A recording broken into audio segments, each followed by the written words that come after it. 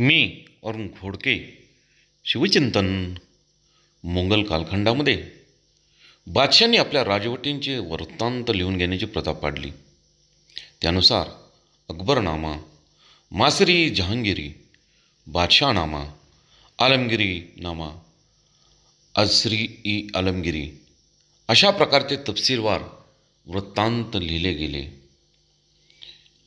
कृष्णाजी आनंद सभासद यांनी शिवचरित्राच्या दृष्टीने समकालीन ठरणारी बखर लिहिली व अन्न बखर वाङ्मय, शिवदिग्विजय 91 कलमी वगैरे उत्तरकालीन आहे.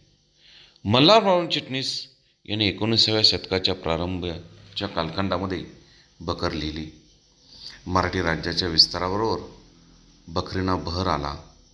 तसेच पेशवाईमध्ये शाहू महाराज, ब्रह्मेंद्र स्वामी, पुरुषोत्तमदाजी पटवर्धन, पानिपतची मोहीम, खर्ड्याची लढाई अशा व्यक्ती आणि प्रसंगावरती बकरी लिहिल्या गेल्या.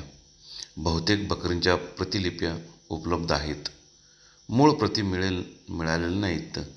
स्थल, काल, विपर्यास, नावांचे घोटाळे, आख्यायिका, दंतकथा यासारखे दोष त्यामध्ये असतात. म्हणून बकर वाङ्मय विश्वासार्थ धरले नाही.